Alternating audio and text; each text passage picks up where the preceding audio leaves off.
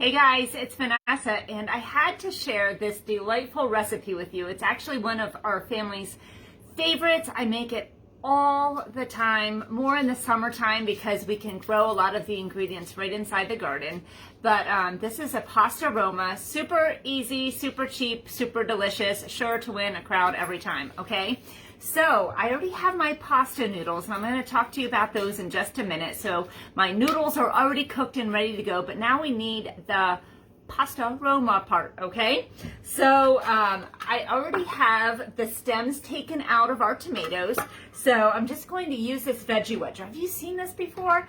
So this, it's hard to do up in the air. It has these little segments, and it just fits right down like this. So anything without a core, so potatoes, onions, tomatoes, oranges, different things like that work really, really great in here. You can even use it for sweet potatoes, cucumbers. My goodness, the list goes on and on. Those are the only ones I can think of right now, okay? So this makes wedging your food a snap, okay, just right like that. Look how easy peasy that was. So I'm just gonna do all of my tomatoes, just stick them right inside there. This makes it really great if you are up for taking a snack, maybe for a sports game. You can take some wedges of oranges, makes it really, really easy, right?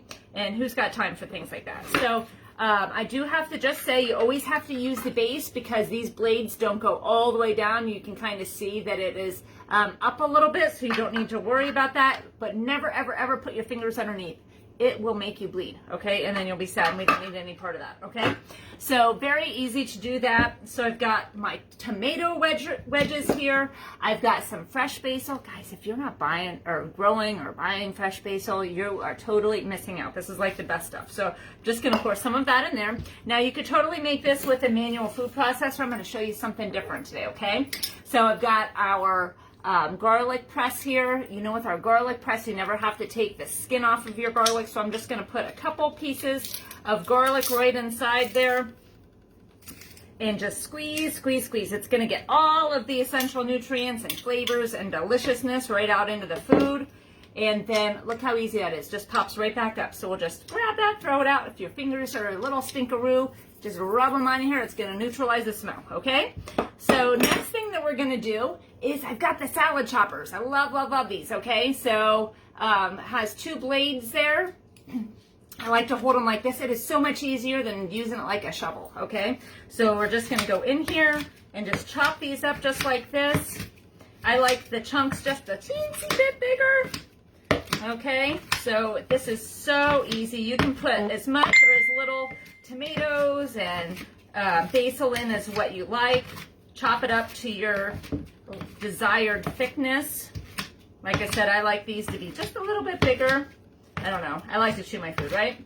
So this is all done so far. How easy is that, right? So you just dig in with those. If you don't have these salad choppers, you need to get them. They're fantastic for pulled pork, chicken, salad, obviously. When I'm making my salad, I don't chop things up very much. I just kind of dig in there with these and zip them around. So you can get them as chopped up as what you want or don't want, okay? So we've got this. This is ready to go.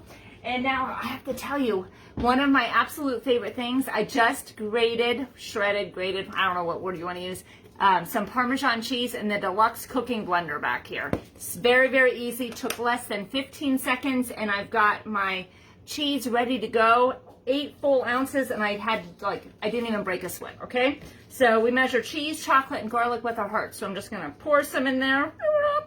Yum, yum, yum. And then what we've got, now I'm going to add just a little bit of flavoring in there. I could use the basil infused olive oil or the garlic Parmesan olive oil. I'm just going to put just a teensy bit in. I love basil, right? So I'm just going to drizzle a teensy bit right inside there just to give it a little. You don't have to do that. I've made it plenty of times without that. It just gives it a little extra flavor, okay? So this part is all done. So how easy was that, right? So now what I've got to do, I'm trying to figure out where I'm going to throw everything. I'm just going to put this off to the side. Now I have got some shrimp that I'm going to throw in, so I'm going to use the garlic Parmesan and just heat this up and toss the shrimp in there. It's not going to take very long at all. I actually forgot that I had this heating up. That's the way I roll, right? So we'll just pour some of that in there. I've got my shrimp. That'll give that a nice flavor. Just let this cook just a teeny little bit. You know, shrimp barely takes any time at all, right? And now we are ready for the main course. So,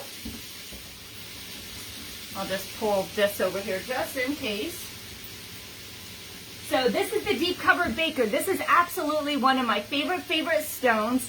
I actually got this before I became a consultant. This is why I hosted my very first party. I had to have this. So if you are a stoneware lover, these are amazing, okay? So our stones go in the microwave. They also go in the oven. And if they fit, you can put them in our air fryer too. Okay, so this is one of our pieces of glazed stoneware. So the inside is a stone just like you know and love. So you can see that it has that stone color to it. And then on the outside is glazed. So if you have some of these, of the older style, now the colors have changed over the years and the compositions have changed. But our stones, for the most part, if you have the older ones, you could only use water, right?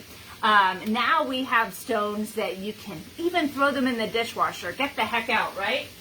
So, but I love this one. This one is not one that I can throw in the dishwasher, so I just use it with water. And now let me tell you just how easy it was to make these noodles, okay? Because I have a really short attention span, so I need things that are going to be easy for me. Boiling water on top of the stove is a no-go, right? So this is the easiest thing you will probably ever do. So if you are a terrible cook, this recipe is for you, okay? You're just gonna take one box of thin spaghetti noodles. Don't get angel hair pasta, bad things will happen. And one box of the chicken broth. Now, if you can find the pot-sized noodles, it is way better because, you know, when you're snapping these, sometimes they can shoot up in your eyeball and you can go, ah! Don't want any part of that. But just use the whole box in here. Throw a whole box of the chicken broth. I like using the chicken broth. It gives it a really great flavor. Put the lid on, pop it in the microwave 7 minutes. After 7 minutes, give it a fluff with your tongs. Throw it back in for another 7 minutes, and voila, it's completely done. So we've got our pasta here. It is all set. So now I can, let me give my shrimp a quick spin here because it's starting to cook already. This smells delightful. So this is a fancy meal without the fancy price. So we're all about that, right? Let me just dump this right inside there. I'm going to just spread this out a little bit. And make sure I get all of that out of here. So just pour this right on top. So check out how delightful this looks, right? How much would you pay for this at a restaurant? Serve it with a side of chocolate mousse or chocolate cake or, gosh, anything chocolate, right? And you've got yourself a delicious meal. My shrimp is almost done. I'm going to put that on here, but let me tell you, you can use this deep covered baker for more than just pasta, more than just noodles in the microwave. You can do a full roaster chicken right in the microwave in less than 30 minutes. Get the heck out, right? I am a huge microwave cook. I've even made a pork tenderloin in this before.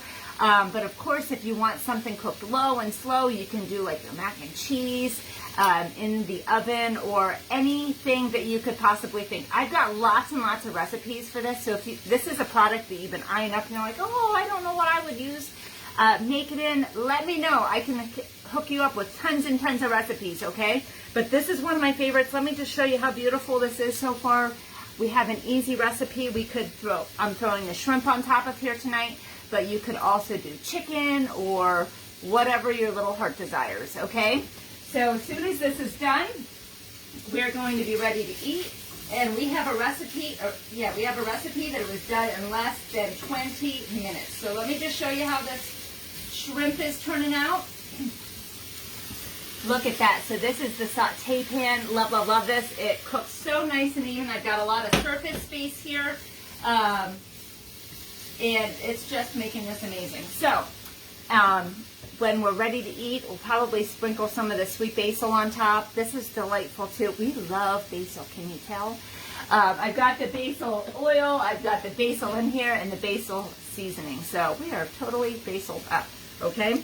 So with that, I am going to sign off because it is about time to eat here. But try out this recipe. If you'd like me to send you a typed up version, I have that too. I can hook you up.